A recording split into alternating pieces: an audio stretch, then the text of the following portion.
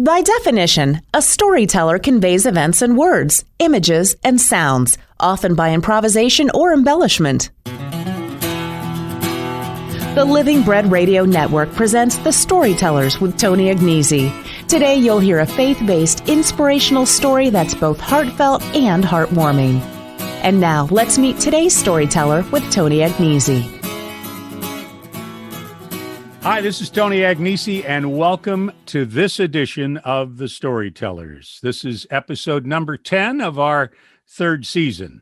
The Storytellers debuts live on Wednesday nights at 6 p.m. on Facebook and YouTube at the Fiat Ministry Networks, and then later that evening on my YouTube page at Tony Agnesi. Each week on the program, we feature an inspirational guest who'll not only discuss his personal faith journey and the ministries that they share as authors and speakers and bloggers and radio, TV hosts. And tonight is no exception. My guest is Jim Sano. I've been looking forward to this interview since Jim and I became kind of Instagram friends, I think, over the years back last fall. His book is his first novel, and it's entitled The Father's Son. I'll see if I can frame this without getting reflections off the lighting here.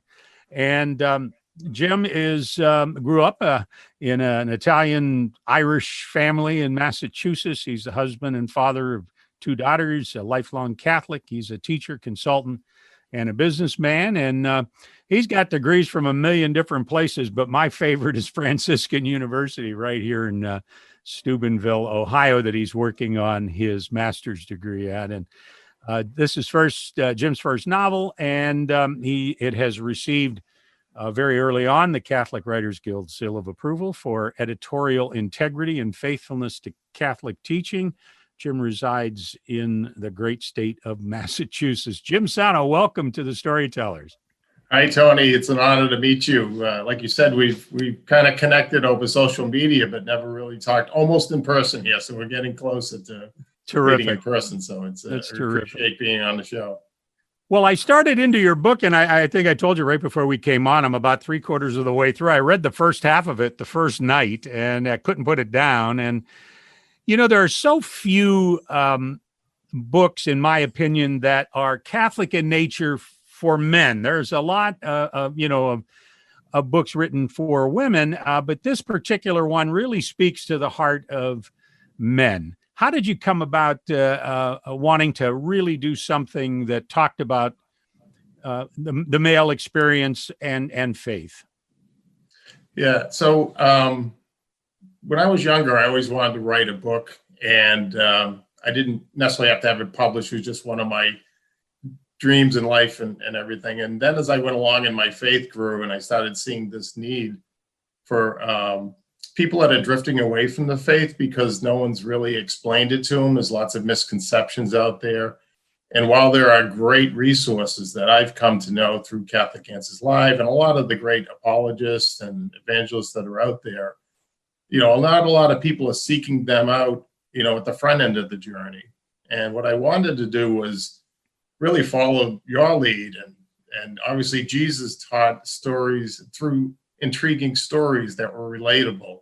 I mean, that's the way he taught the faith and truth. And it just struck me that if I could come up with a story that was intriguing, that got people's attention and they wanted to read through it, they wanted to follow this character's journey through to the end, from this, you know, from the brokenness that he had as a child to wholeness as an adult, that would be something that might draw some people in to read the story. And then along the way, weaving in the fullness of the Catholic faith was something that intrigued me as an interesting idea in a way, as an alternative way to kind of offer the faith.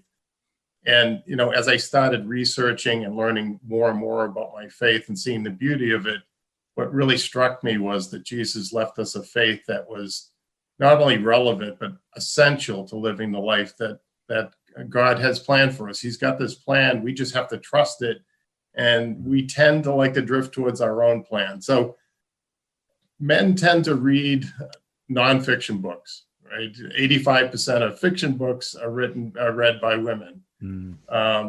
So this story really follows the journey of someone that had trauma when he was a young boy, and he's kind of coped with it by achievement and material success and the things, and it's had an effect on his relationships. And he happens upon someone unexpectedly and develops this friendship, and it's lost art of friendship, I think, especially for men, is something that can really help go on that journey with somebody. So I felt moved to do that, and then I got inspired along the way, and I think that was really the Holy Spirit guiding that story as it started to unfold. And I will have to tell you, the research was great. I loved learning it, and then I had to sit down to do the writing. And I said, okay, this is going to be painful. And it ended up being probably the most fun I've had in my life doing anything. And that was because I really felt like the Holy Spirit was guiding that process, just opening up new characters and the way the story went. So that was neat. And the male aspect of it just kind of came out. We've had book study groups and mostly attended by women, but the ones on the Father's Son is pretty 50-50 with men and women. And I've had great response from both men and women. But I think it's the men that said, I've never read a novel, or I just never read them, but this really grabbed me because it had both in there. Guys want to learn something when they read. And so this had the story to draw them in and make it relevant. And it had the content, I think, that I think they're looking for when they go through a book. They want to make sure that time was invested, it was worth their time.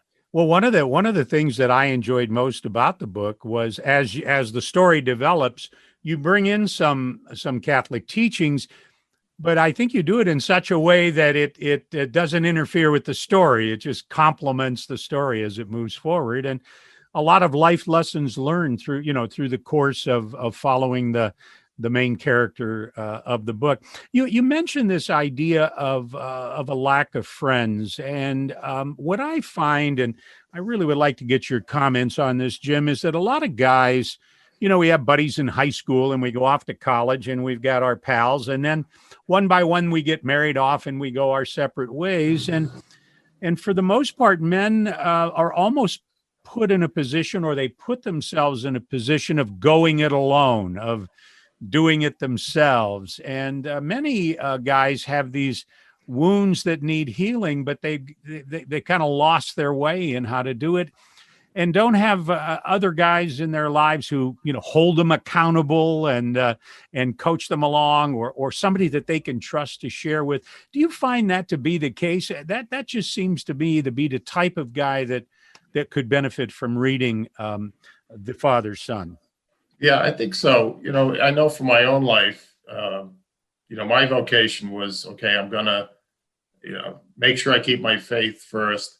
My marriage was going to be right up front as the next thing, because to me, relationships is what life's all about. And then being a father, and when you're doing that and you're working full time, some of the friendships you had, you're not fitting them in. I would play basketball, go out for beers afterwards with the guys, but you're not having those conversations where a lot of that stuff is going to come up. I've been fortunate to have some friends through work that we would go out for beer after work and have some of those conversations. And a friend of mine that, a very good friend of mine, because 17 years we worked together, and really started out, I don't want to hear anything about God, so don't bring it up, right? And so I wouldn't push it and everything, but it's become something that along the way, through trust, you could have those conversations about a lot of different things and start seeing different perspectives. And he actually ended up reading the book, and I thought he wasn't going to like it, and he loved it. He said it changed him in a way that was profound. And so I lost him as an employee because he retired early. He goes, I want to make something of my life that's meaningful. So it was pretty neat to have a friend like that was open to have those conversations, and to have a book that gives them a place they can go and read things without someone coming at them sometimes and preaching to them or whatever. So the book does offer an opportunity if you want to hand somebody something where they may be kind of interested, or they didn't know some of the things that are in there, and it gives them kind of a non-threatening way to explore some of those things that are so important to life. And I think that's important because most of the men I know don't want to be hit over to the head with with these things. But if we can introduce some things, I want to talk a little bit about providence. God seems to put the right people on our path. We just have to open our eyes to it. And in this particular instance, it may take a while. It doesn't happen overnight. We just don't say hello, and all of a sudden somebody's sharing some of the the wounds and that need healing in their lives. Yeah. I have found I've gone to some men's groups that have started in the area, and it's actually attracted a pretty good group of guys that come, a good number of guys. They'll listen to something like Bishop Barron's Catholicism, something, and then sit around and talk about it. And it's interesting how much conversation it draws them in to have those conversations, where generally said there's no other place they can go for it, right? There's no place they can even explore it. So they start hearing other guys saying, I didn't know you even thought about this stuff, or I never thought of it that way. You gave me a different thing to kind of consider in my life. So it's very powerful when you do have other men that open up and are open to sharing or open to even hearing something that's saying. So I'm encouraged by some of these men's groups that are springing up around the world. I did get to meet, and I think one of the best things about this whole process has been meeting people such as yourself, lots of just wonderful people that are out there trying to share the faith. I met a guy named Robert Tunmeyer that runs the Catholic Men's Leadership Alliance, and he's trying to pull together worldwide all the different groups, and he offers these summits and resources for men, and it's gaining very good traction. So I wouldn't have known they even existed. So that gives guys a place to go to hear other men speak. And I think this story kind of is something that's an opportunity for both men and women, but it definitely has appealed to the men that have read it. I think so too. I think, small groups of men are very important. I have a group of guys that I go to mass with every morning, and we're called Fools for Christ from 2 Corinthians. And the best Jim, kind to be. If you knew some of these guys, you know how true that statement is. Yeah. But it's an opportunity to get together and to, we talk football and we talk all the normal things, but also an ability to share our faith. A couple of men's groups have used some of my books as a kind of conversation starters. They'll read one of the stories with scripture, and then I ask those questions. And there was a Methodist men's group that I sat in with, and some of the discussions they had were so rich and so better than my stuff but it was something that got them going. I can see some of the examples in your book as the book develops that really would be a great conversation starter for men's groups and so forth. So I think not only can you just get it and read it and get something out of it, but I think, I could see you getting this in front of a lot of small groups of men who could, read it and then share some of the examples of faith that you use throughout the book. Right.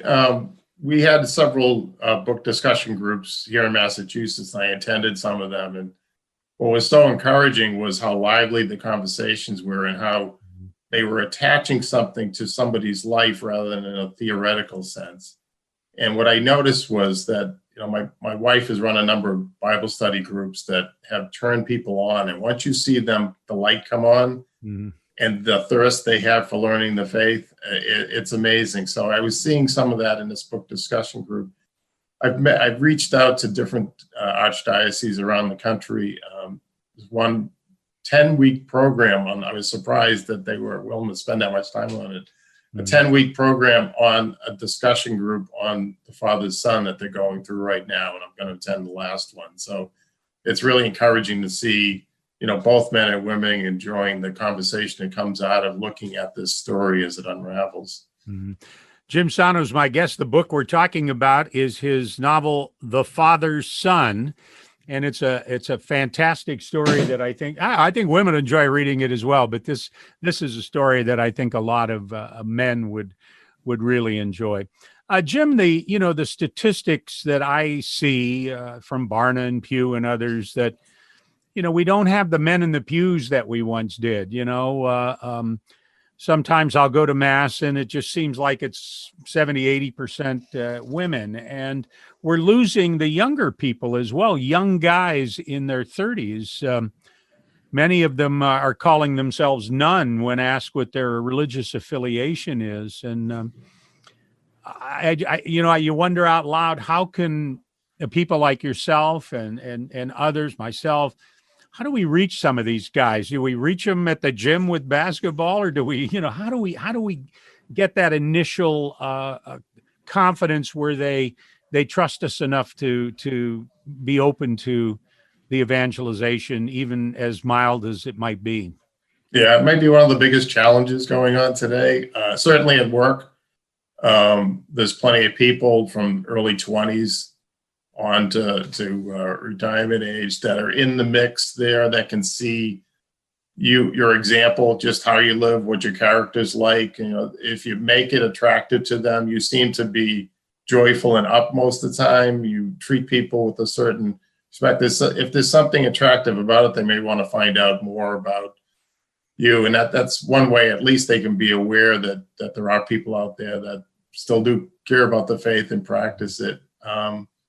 I've had a few people that have gotten back to me, and one guy from Ireland and they were about 28 years old and had read the book and wrote a very moving, review of the book, and said, this main character in The Father's Son is close to 40s when he's kind of making this journey that he's on. And he's saying taking stock in life is something that he has started thinking about, and that the book kind of nudged him to start earlier than the character in the book. So to see someone in their late 20s kind of that had drifted away from the faith, looking at possibly coming back and having a story that kind of helps them on that journey to keep coming in this direction, as we're moving. So hopefully the book offers that resource. Work is a place to do it.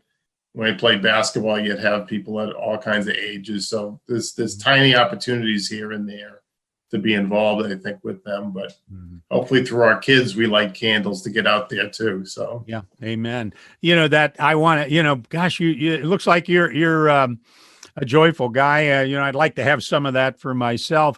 One of the things that I see tie together, Jim, and I'd love to get your opinion on this, is we have 40 million kids in the United States with no father or father figure in the household, and in the African American community, it's close to 80%, and it's going to be over half of all kids growing up without a father figure in just a couple of generations, and the lack of somebody to model, the lack of somebody that you can, I want to be like dad, to me is probably at the root of a lot of the problems we're having in society today. What's your spin on that? Yeah, like I mentioned, the Catholic Men's Leadership Alliance, that's their focus, is if you get men to see what being real men is all about and how much God and faith is part of that, and really stepping up to our responsibilities in the family, then you kind of save the community, you save the nation, you save the world. I really see it all tied together, is that male role within the family, to be a mentor, to be that leader, I think, in there, and to know how to treat, your wife and your kids with that dignity that lets them know how God sees us, is so important. So I agree that missing aspect within so many young people's lives is pretty sad. As you know, as you're reading The Father's Son, that's one of the main parts in this is his journey in terms of what his role is. What's a real man all about? And it looks very different than what the world tells us. Yeah. So giving that kind of witness and seeing how it impacts the person as they start to see that, I think, was a critical aspect of something I tried to get across in this story. I talk to a lot of people who say, yeah, I want to write a book. And I always say, well, that's great. Get to it. And so, and I wish you would maybe share, I think a lot of people would be interested. How did you get from, I know you did like 5 years of research. How did you get from point A to a finished product that you're now out promoting? Yeah. So like I said, I always wanted to write something. I didn't know if I could write anything, but I wanted some kind of story. And this story kind of started to click And it was at the same time that it was starting to do a lot more investigation into my faith. So I'd be listening to Catholic Answers Live on the way home. I went to the St. John's Institute for the New Evangelization. They had a whole course on Catholicism a whole year with a group of people. I started reading more of some of the names that, too long to list. And you start seeing this amazing, the pieces of the puzzle of this story that God has put together and the beauty of it. And you want to share it. And so, like you said, it took 5 or 7 years of really hard research. So I had piles of index cards on different topics, whether it was marriage or love or being a father, and the different misconceptions about the Catholic Church. And I really dug in. I wanted to make sure that the theology was solid. I wanted to make sure that the psychology in there, because if you take the power of good psychology, where people often have these hurts in their lives and they resist moving forward. I don't know if you know this, the cognitive psychologist David Burns, but he said, if he had, he developed the cognitive therapy approach to things. And he said, if you had an easy button on a desk and you handed it to the patient and said, look, if you press that button, all of your worries and anxieties would go away. Very few people would press that button because of the resistance of feeling like, I want to pull back from that. I don't want to kind of dive through it. So we have this sense of avoidance and different things that cause us to back off and not go through it. So this character has to push through a lot of these hurts and pains to get to the truth. And I got intrigued by the psychology piece, so I started taking some courses in that. And I started, like I said, I did all that research and I sat down to do the writing. And it took about 7 months to write the story. And it was just great fun doing it. And it took another 3 years to edit it. So that's the painful part of it, to try to find a publisher, obviously, and also the editing process to get it. When I finished the book, it was 750 pages long. And I didn't want to touch it, but now it's about half, less than half that size. And it's just a better book when you have mentors and good editors and people in the process. So my wife has gone through the pains of many edits of taking my Lynn English out of it and kind of getting it into a much more readable form, and then some professional editors to really bring it home. And I had a lot of beta readers. So it was a process to get to the end, and I felt really good about all the changes that were made along the way. So luckily I had a publisher that wanted to work with me to get the book out that I wanted out there, rather than them trying to change everything to make it something that might make more money or whatever. So I know that when I did my first book, Jim, the editor called me on the phone and said, "I'm sending you back the edit. I bled all over your book. There's more red ink than black," and it's kind of humbling, when you go through it, and then you go through a couple of edits like that, and you kind of get it to where it. And boy, I got a lot of bad English in mine as well. That fifth grade level of writing that I do, but. Yeah, it's a process, and a lot of people talk about it. Very few people actually get started doing it. Tell me about what's coming up. I see you got another project in the works. Yeah, so for some reason, a story started coming up as I was writing it. So I've actually written 7 manuscripts. I've got the second book coming out on December 8th.